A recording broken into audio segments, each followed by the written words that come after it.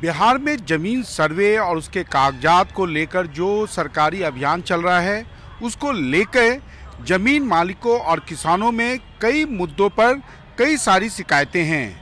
हमारे सहयोगी पंकज भारतीय ने मधेपुरा जिले में कुछ किसानों से बात की और जानना चाहा कि आखिर उन्हें इस पूरे अभियान को लेके किन मुद्दों पर शिकायतें हैं और उसका समाधान सरकार की तरफ से क्या हो सकता है। सर्वे की प्रक्रिया शुरू हुई है। क्या लग रहा है, आप लोग भी ज़मीन के मालिक हैं, क्या लग रहा है कि आने वाले समय में क्या समस्या आ सकती है? सबसे बड़ी समस्या तो ये है कि एक तो सरकार के द्वारा जो है कहा गया है कि आप अपने से सीमांकन कराइए, तो इससे तो सबसे बड़ा विवाद ये होगा कि जो मान लीजिए दबंग लोग होंगे वो तो अपना पूरा सीमांकन करा लेंगे और कहेंगे जो मेरा सर्वे कर दीजिए और वो पदाधिकारी कर देंगे। सबसे बड़ी समस्या यहाँ पे ये लग रही है। दूसरी बात है कि कागज़ सबों के पास उपलब्ध नहीं है, तो उसके लिए तो सरकार को चाहिए कि कागज़ उपलब्ध कराए, क्योंकि आजकल देख रहे हैं कि इस विभाग में लूट घसोट बढ़ा हुआ है। कोई भी कागज़ लेने के लिए आप कहीं भी जाइए, बिना रुपया का वो जो है काम ही नहीं होता है। तो ये सब सारी समस्याएं हैं जिस कारण जो है सर्वे में बहुत बड़ा पेंच फंस सकता है। वो क्या लगता है कि जो मुकम्मल तैयारी जो होनी चाहिए वो नहीं हो पाई है? नहीं, वो तैयारी नहीं हो पाई है, क्योंकि सबसे पहला तो सीमांकन के लिए ही है। मेरा कहना है कि सरकार को अपने से सीमांकन करना चाहिए, क्योंकि लोग सीमांकन करने के लिए जाएंगे तो लड़ाई झगड़ा बढ़ेगा। क्योंकि कोई अगर दबंग मान लीजिए किसी का ज़मीन दाब के रखे हुए है और वो जाएगा कहेगा कि सीमांकन अपना करने जाएगा, क्या वो करने देंगे सीमांकन? ऐसा हो सकता है? नहीं होने दिया जाएगा। तो जब सीमांकन नहीं होगा तो वो सर्वे वाले आएंगे, जितना ज़मीन रहेगा उतना का ही वो सर्वे करके चले जाएंगे, क्योंकि ऐसा तो नियम उसमें दिया हुआ है। तो ये सब सारी समस्याएं हैं, इन सब को दुरुस्त करके ही सर्वे कराना चाहिए। सर्वे की प्रक्रिया तो सर आज से 5 साल पहले शुरू हुई थी। 2020 में ही हम लोग सारा पेपर सबमिट किए थे। उसके बाद सारा मामला पेंडिंग था, जैसे तैसे काम हो रही थी। इधर सरकार का जो डिसीजन आया कि इतना दिन में इस काम को ख़त्म करना है, तो उसके लिए हम लोग तैयार तो हैं, लेकिन तैयार होने से सर क्या हो जाएगा? जब तक पदाधिकारी ईमानदारी पूर्वक काम नहीं करेगा ये समस्या बनी रहेगी। सरकार भले ही कितनी भी अच्छी पॉलिसी क्रिएट कर ले, जब तक वह अपने सरकारी कर्मी के नियत को दुरुस्त नहीं करेंगे कभी भी कोई भी सर्वे सफल नहीं होगा। अब समस्या सर इस बात को भी देख लीजिए कि जो जमाबंदी आज से 20 साल पहले कायम हुआ, वो जमाबंदी पूर्व रैयत के भी नाम से जारी है और वर्तमान रैयत के भी नाम से जारी है। सर ये तो कहीं ना कहीं बहुत बड़ी प्रॉब्लम की बात है। उसके बाद अभी जो सर ऑफलाइन रसीद को बंद किया गया, ऑनलाइन शुरू किया गया है, तो जो उसका ऑफलाइन डॉक्यूमेंट शो कर रहा था उसको विदाउट वेरीफाई किए हुए उसी के आधार पर पुनः ऑनलाइन का जमाबंदी कायम कर दिया गया, चाहे वो गलत हो या सही हो। अभी जो एक बात आई है कि कब्जा के आधार पर जो है उसका सर्वे कर दिया जाएगा, तो ये तो सबसे बड़ी गलत बात है। सर्वे का तो मतलब है कि पूर्ण ईमानदारी पूर्वक काम करना। कोई किसी के ज़मीन में 5 धूर उधर खसक गया है, कोई उधर खसक गया है, तो ये तो भविष्य के लिए भी बहुत बड़ी समस्या है। तो जब तक सर ईमानदारी पूर्वक ऑफिसर काम नहीं करेगा, यह सर्वे सर सफल भी नहीं होगा और भविष्य के लिए यह बहुत बड़ी संकट बिहार के लिए पैदा करेगा, क्योंकि यह ज़मीनी विवाद सब दिन के लिए रह जाएगा। तो समस्या तो बहुत सारी है सर, उसके लिए जितना भी कहें कम हो जाएगा। सरकार को चाहिए कि पहले अपने कर्मी को दुरुस्त करे, उनके पॉलिसी को देखें कि वो क्या कर रहा है। वह पैसा कमाने के लिए संभावना तलाश लेता है कि चलो इसमें कुछ न कुछ नुक्स लगा के रखो ताकि ये पार्टी खुद आके हमको पैसा दे जाएगा। तो सबसे पहले सरकार को उनको दुरुस्त करना चाहिए, उसके बाद सर्वे का काम कराना चाहिए। लोगों में जो है सबसे बड़ा संशय का विषय बना हुआ है कि यह सर्वे जो आया है, इस सर्वे में कुछ लोगों को डर है कि भाई हमारा कागज पत्तर है, हमारा ज़मीन कोई और खा रहा है।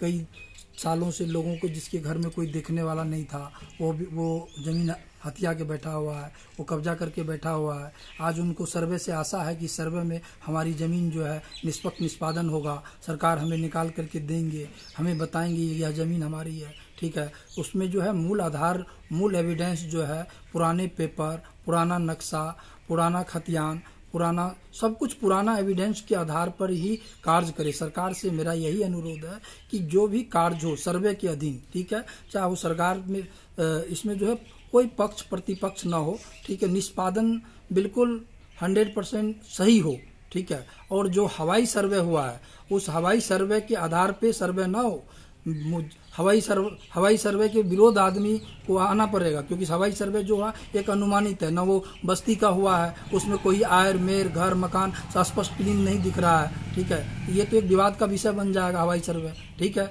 इसलिए जो भी नक्शा है, पहले का जो नक्शा है 65 से लेकर के जो अभी नक्शा चल रहा है, और उससे पहले जो पुराना नक्शा 1901 से लेकर के जो अभी नक्शा वर्तमान में, दोनों नक्शा के अधीन अभी वर्तमान में जो है नापजोक होता है, जिससे जो भी अमीन है, चाहे वो प्राइवेट हो या सरकारी हो, वो दोनों अमीन मिल करके, जहां निष्पादन अगर प्राइवेट नहीं कर पाता है तो सरकारी अमीन आकर के उसको निष्पादन करता है, ठीक है। मुख्य आधार जो है पुराना ही रहना चाहिए, न कि बल्कि किसी की कब्जा हो। अगर किसी का जमीन है और वो जमींदार कहीं बाहर है और उसका अगर कब्जा कर लेगा कोई व्यक्ति, तो क्या होगा, उसका जमीन उसका हो जाएगा, ठीक है।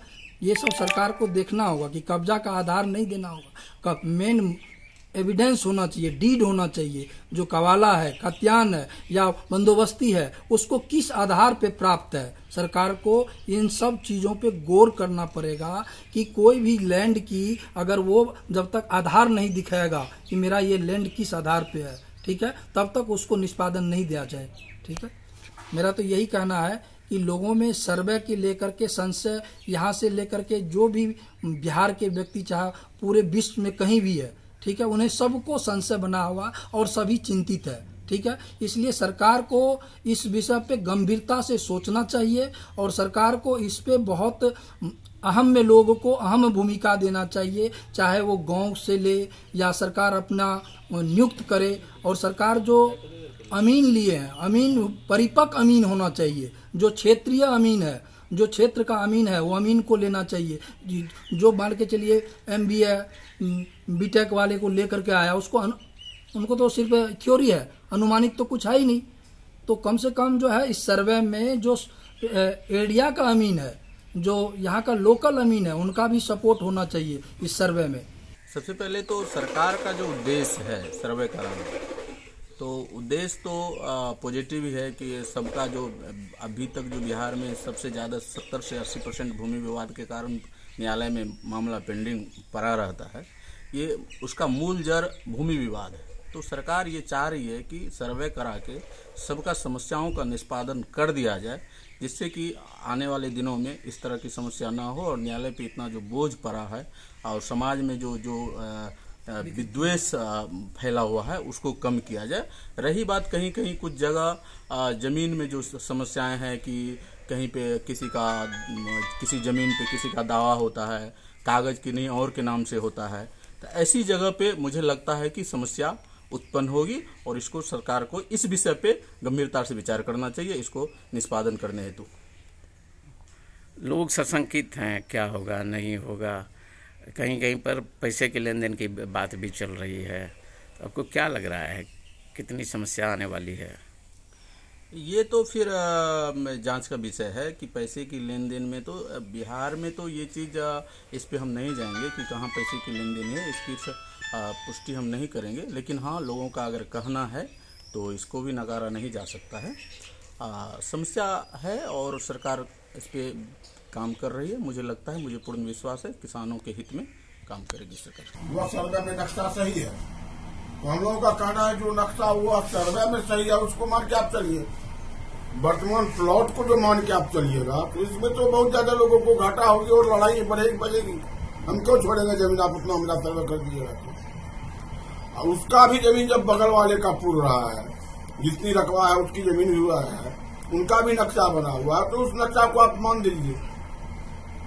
ये हवाई सर्वेक्षण के नक्शा को मान के आप चल रहे हैं तो नहीं होगा। रजिस्टर 2 वाला प्रॉब्लम बता दो। रजिस्टर 2 वाला प्रॉब्लम जो है, मान लीजिए कि कोई आदमी जमीन लिया है, हम ही जमीन लिया है कोई मूल, वह मेरे नाम से दाखिल खारिज होके मेरा जमाबंदी कायम हो गया है, लेकिन मूल जमाबंदी में भी जिस ओनर से हमने जमीन लिया उस ओनर के जमाबंदी में भी जमीन वो रन कर रहा है, उससे खारिज नहीं हुआ, उससे ट्रांसफर कर दिया गया, लेकिन उसके खाता में भी जमीन दिखा रहा है। दूसरी बात है कि इस बीच में सरकार ने ऑनलाइन की व्यवस्था की कि सभी जमाबंदी ऑनलाइन होंगी। ऑनलाइन हम लोग जो बुद्धिजीवी थे वो जा के अपना बैठ के करवाए। जिसने नहीं किया जिसका फोटो लेके वैसे जमाबंदी वो लोग कर्मचारी लोग किए या जो लोग कर रहे थे, जो लोग किए, वो उसमें गलत खाता खेसरा डाल दिया है। गलत खाता खेसरा डालने पर उसके बाद जो उसका ऑफलाइन रसीद है वो और जमाबंदी की फोटोकॉपी लेके जाता है, सुधार करने के लिए सुधार कीजिए, तो उसको कहता है DCLR के पास जाइए, आप यहाँ जाइए, आप इतना पैसा दीजिए, आप तब होगा काम।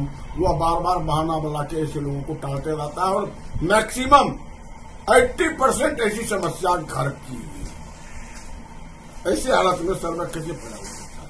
आपको लगता है कि जो बहुत सारी औपचारिकता पूरी करनी थी जो नहीं की गई, लेकिन सर्वे शुरू हो गया?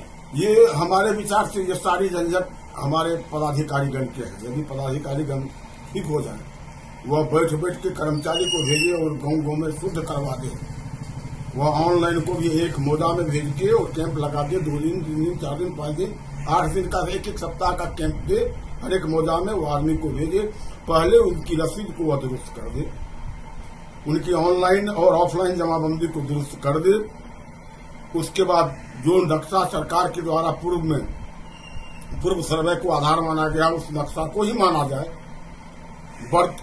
वर्तमान पोजीशन को नहीं माना जाए।